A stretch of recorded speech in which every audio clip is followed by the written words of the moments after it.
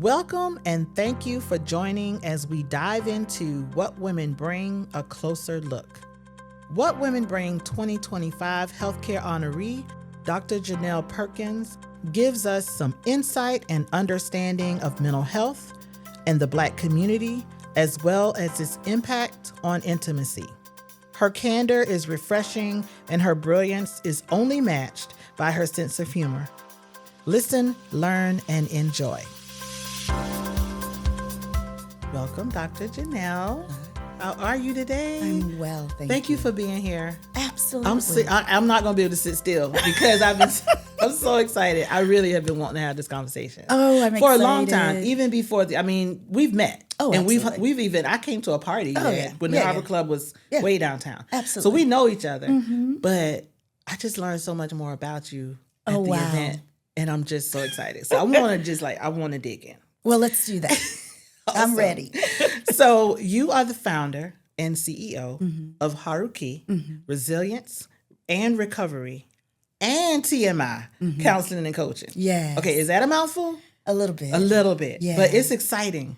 It is. It's really inspiring, too, because sometimes we get in these spaces where we're running multiple businesses and we're literally running. Right. But this has such stability to it that it really feels good. I don't feel like I'm in too many places because the vein is still mental health. Absolutely. So when I met you, you were doing TMI counseling. So tell me how you transitioned to Haruki. Yeah. And tell me what that word means. Okay, so let me start with what it means. Okay. So Haruki is a Japanese word that is springing forth of resilience. Oh. Nice. So I lived in Japan for nearly 10 years, working as a psychologist for the DoD, civilian psychologist, let me say that, for the DoD.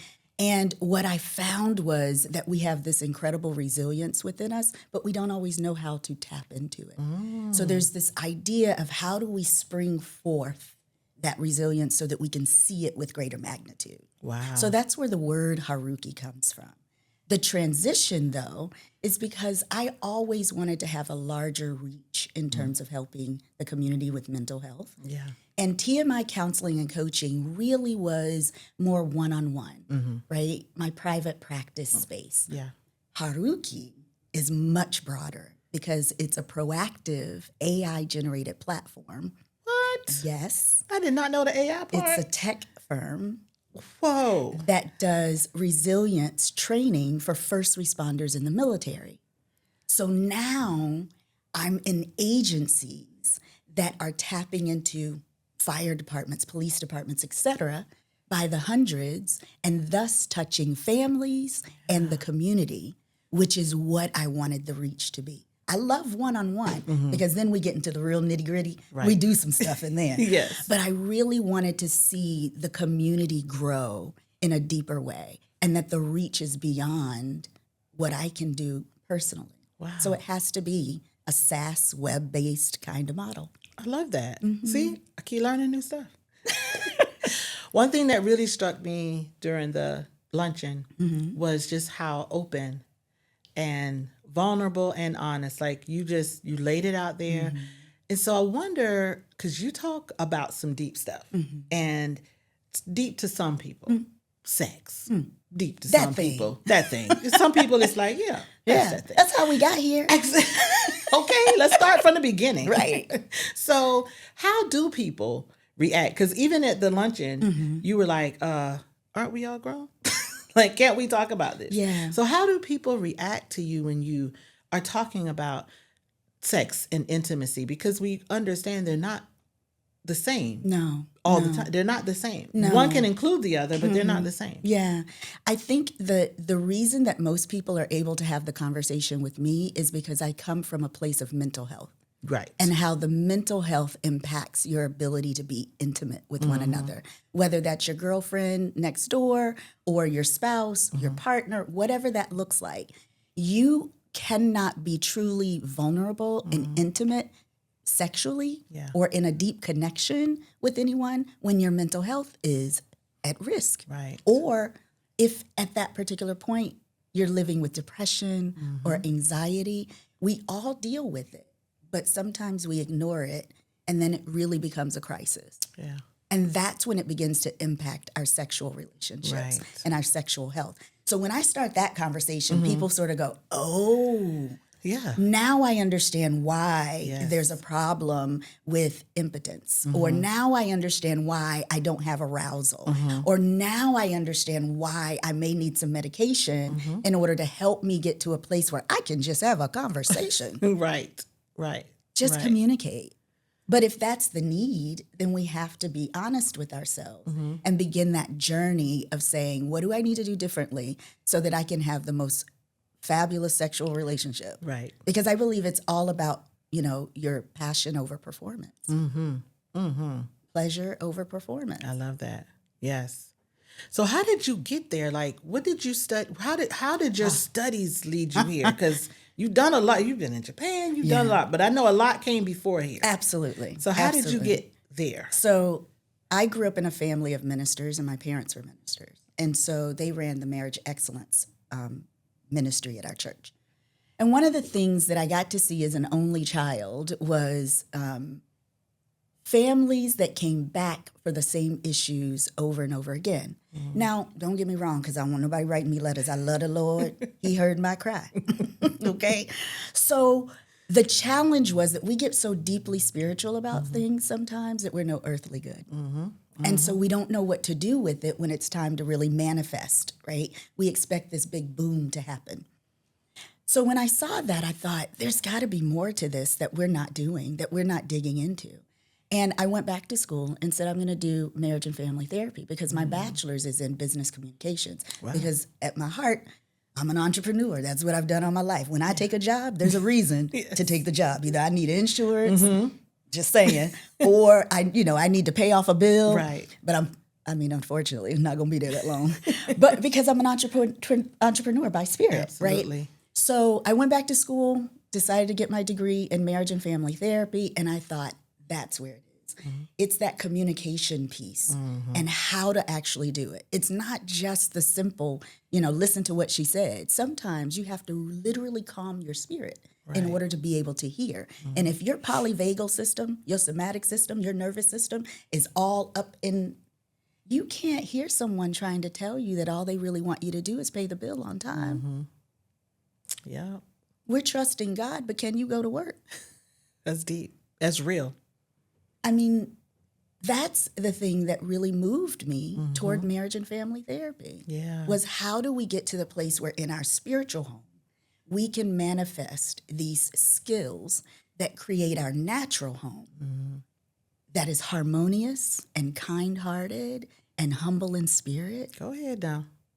How do we do that if we don't recognize that there's this mental health component of it that is impacting the spiritual health? Right. That therefore impacts our relationships and our emotions, etc. So at the YWCA, we talk a lot and do a lot of things around the intersection of race, gender, class. But you came at something that I was like, this is amazing. The intersection of how racism affects Black intimacy.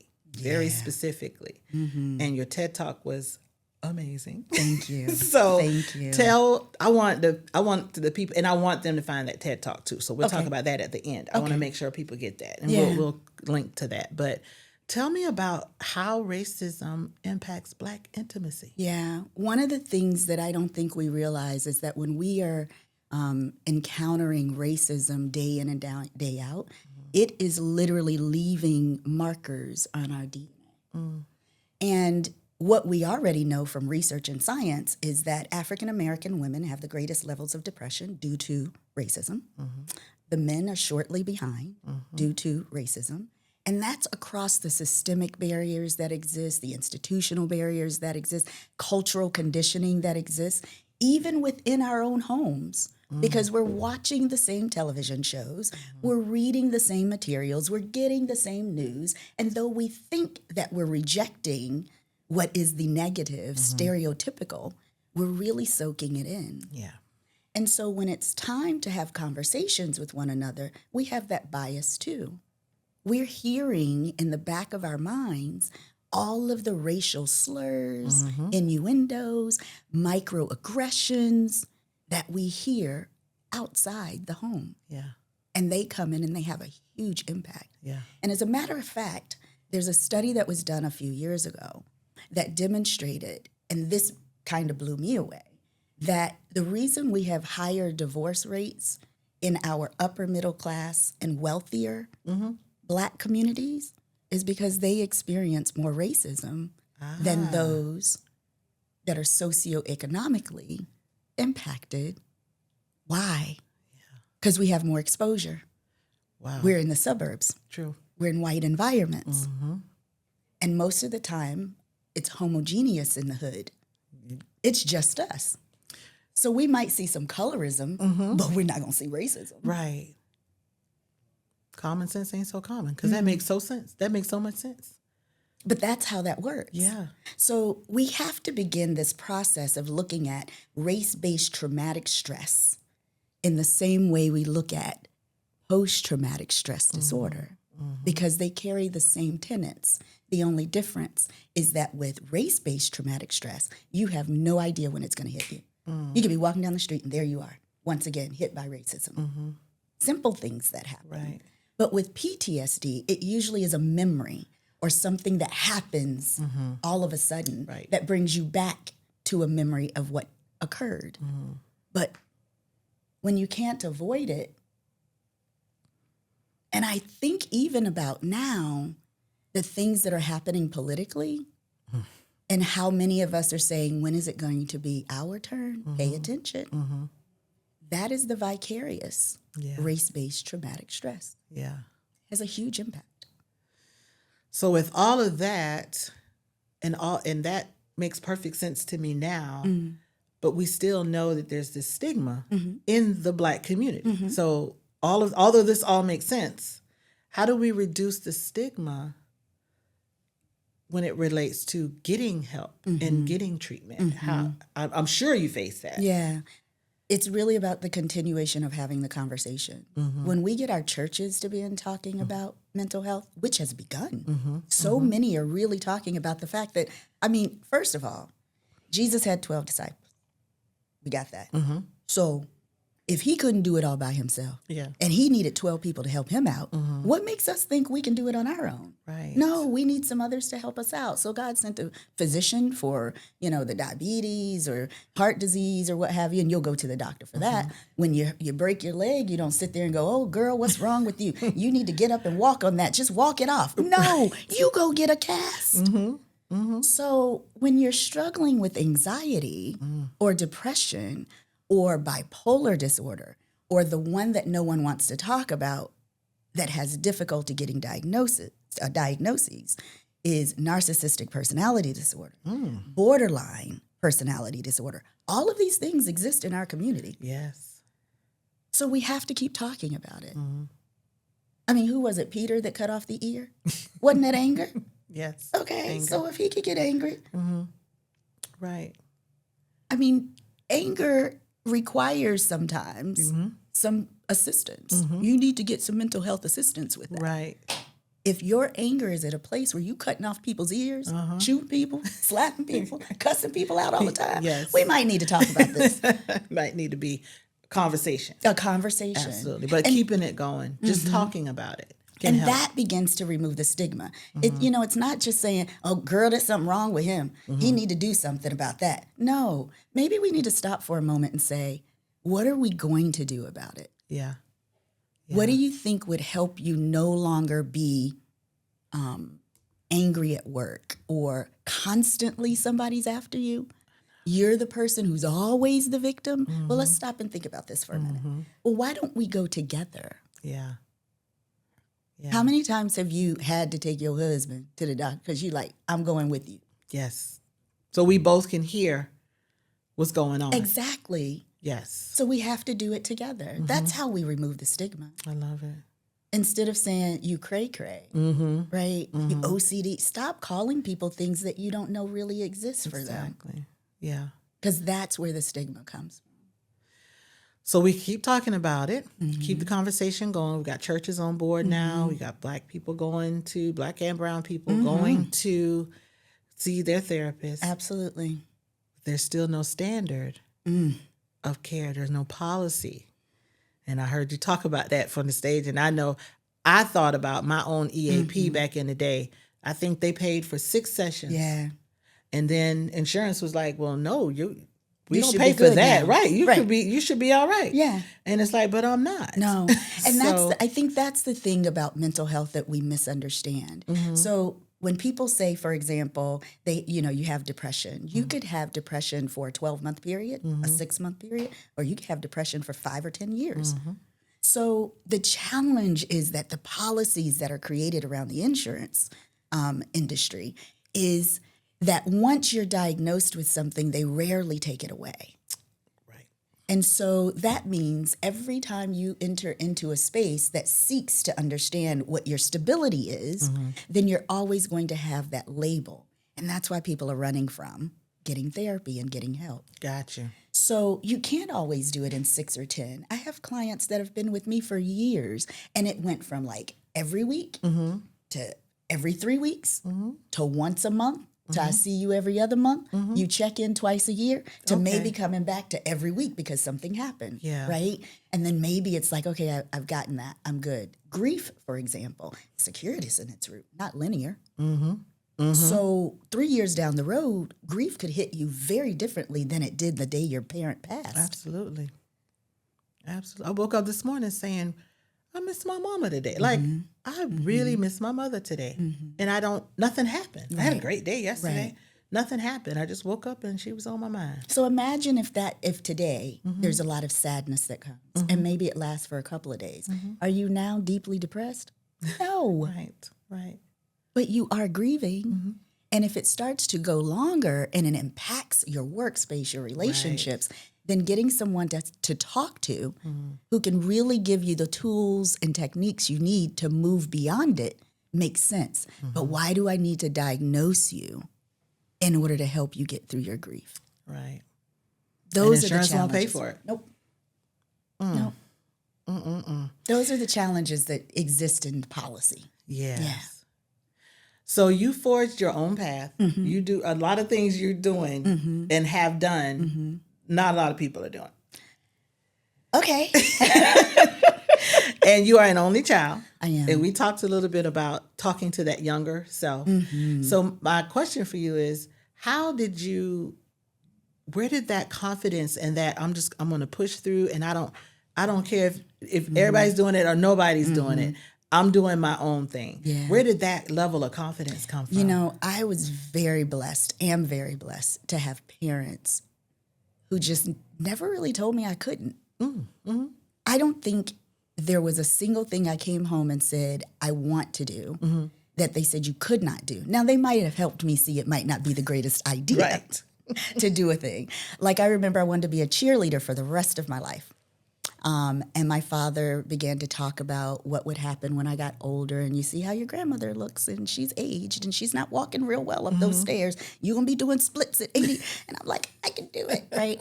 But he never said, no, you could not be a cheerleader. I wanted to go in the military at one point. And he, began to talk about the fact that I wasn't going to be able to get my nails done the way I wanted to get them done. Right. My hair had to be in a bun back then and you couldn't do. And hold on.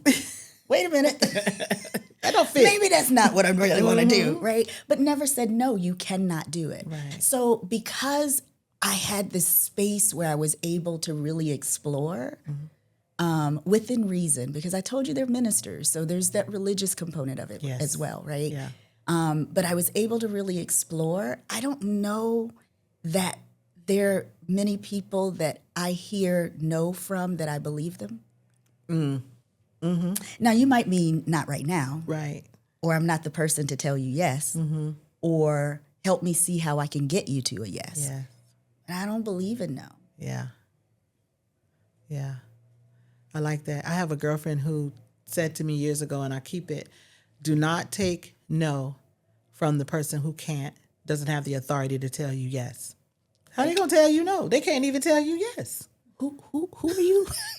I'm sorry. I don't want to be rude and I don't want to disrespect and dismiss your position because I believe your position is valuable. It's why you stand here. However, I'm not sure you clearly understand what I'm asking. And I think that if we could just have a conversation maybe with another person, they might be able to help me articulate a little bit better, because it's likely me who has the challenge with communicating this to you. Can you gather that person and let's conversate? That was some fantastic reframing. I love it. I never got that fully down pat in my counseling studies, but that was good. That's how I work. Now the person doesn't have to feel diminished or anything. Nope. But I just need somebody else to be help in this us. conversation to help us. Yeah, to help us. All right, so you keep people motivated. You make people feel empowered. What do you do when your day has been rough for whatever reason? How do you keep yourself going and motivated? So I spend almost every Friday at the beach, Okay. about 4 hours or so. So I go early, have lunch, and come on back before rush hour hits. I spend that time at the beach. I'll be honest, I love good sex. Okay. So it's a stress reliever. You're going to get some good dopamine and endorphins going. I mean, do what you got to do. Yep. And I have to admit that I do a lot of praying. Now, those sound weird together. Beach, sex, pray. That should be a book, right? It should. Or a movie. Or a movie. But, you know, it's a matter of really staying so connected to God, because I know He knows who I am and who I'm supposed to be and what I'm supposed to be doing. And I go back again to the parenting I got. My father really, really took care of me. Yeah. I mean, he was a daddy, and I'm a daddy's girl to this day. He lives halfway across the world now. But every chance I get, I'm on the phone. Daddy. Yes. And because of who he was and how he treated me, I understand the relationship with God the Father. There you go. So my expectation of God is like my expectation of my earthly father, because he was good to me, right? So there would be no reason why I wouldn't go to God with, all right, Lord, this was rough. What are we doing with it? And then he has this chessboard before me. He gets to showing me where the pieces need to move to, and I just move. I trust that gut. I trust that with everything. So hard days mean I need to step back and ask God what I need to be doing. Release the stress and the beach and the other stuff, and then say, all right, next move. And not everybody can have an appreciation for it, because sometimes when my next move comes out, it's not gentle. And you do it with a smile. I do, because I was gentle for a while. Yes. If I get to that place, then I've been gentle for a very long time. Got you. And then it's like, all right, this is what we're doing. Yeah. No, I'm not asking. Right. I love that you are so brilliant, but you break it down so easy and make it so easy to digest and understand. Like, you just make it make sense. Well, I feel like that's my job as a Black woman in this profession.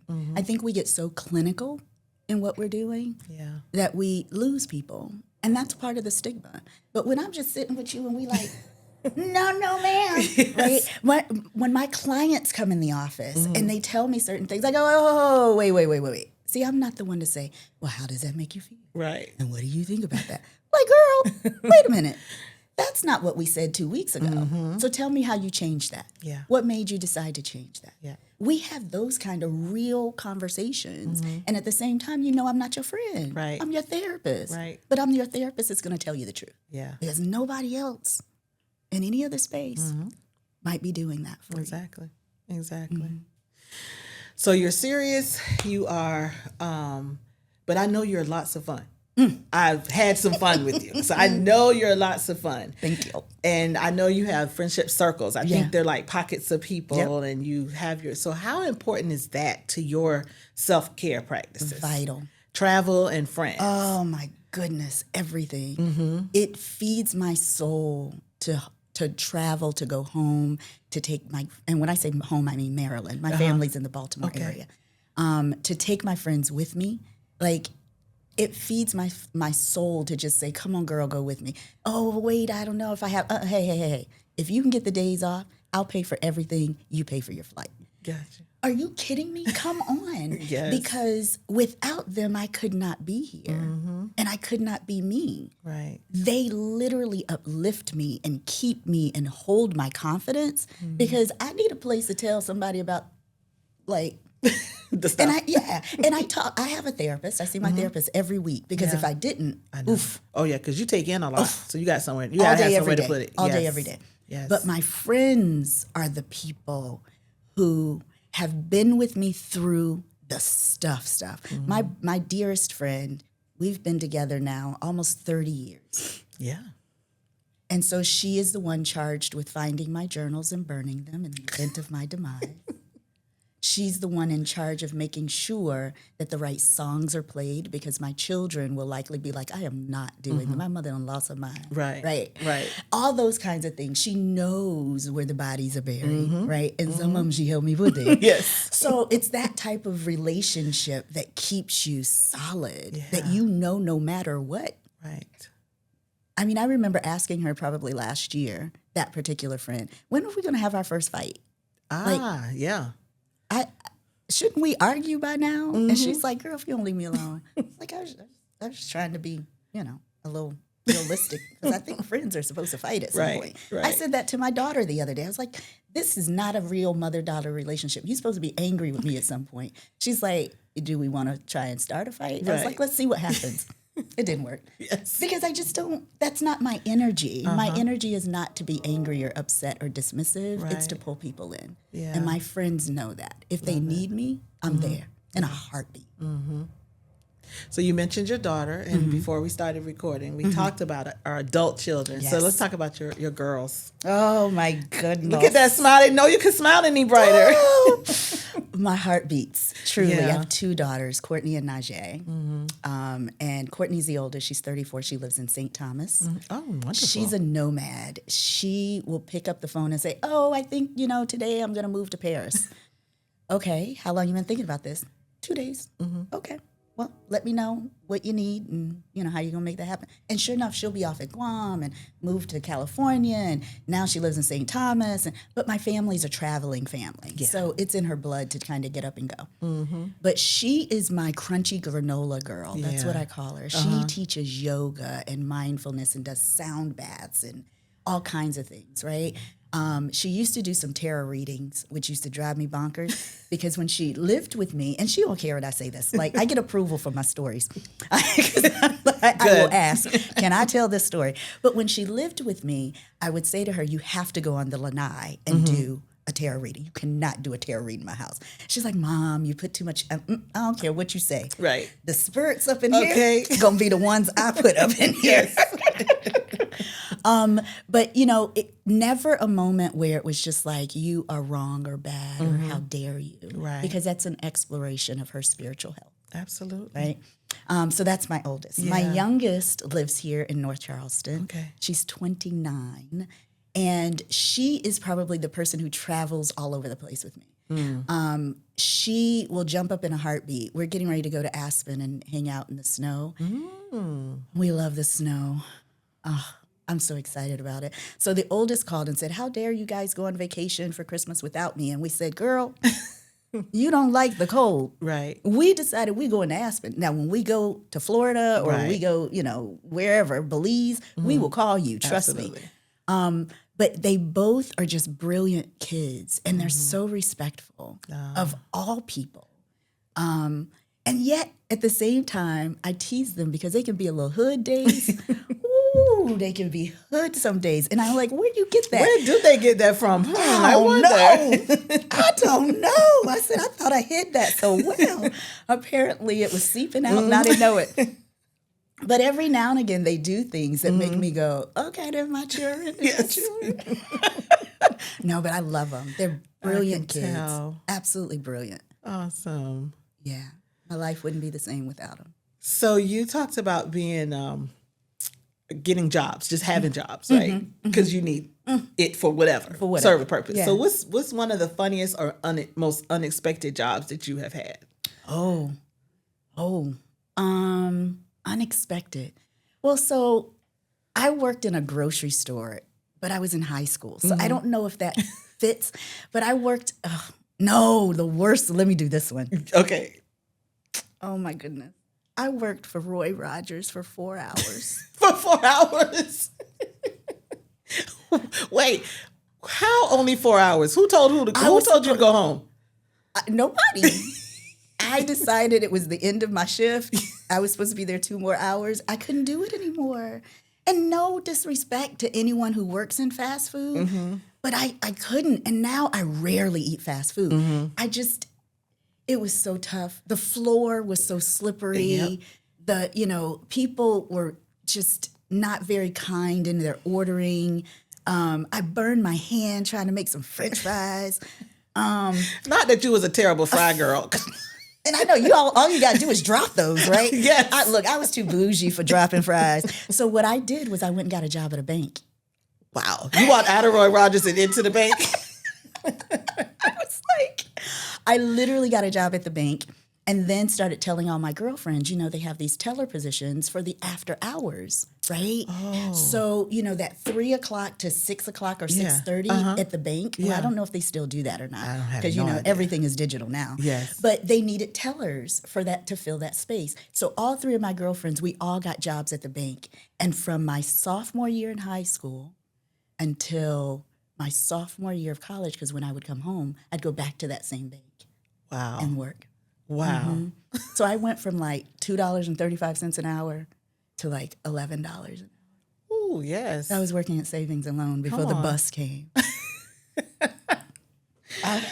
Well, I told you when we started that this time was going to go by fast. Yeah. And that we were going to have a good time. I have had a good time. I have too. I have had a good I time. have too. So I want to make sure that people can find you. Oh, okay. Social media, whatever. And we'll make sure that we link it too. So I tell got us to how we remember find where you. all that is. Well, huh? you can tell us your website. Okay, drjeannelle.com. Okay. And then harukihealth.com. Nice. Okay. See? Yeah, Very that's easy. All right. Yeah.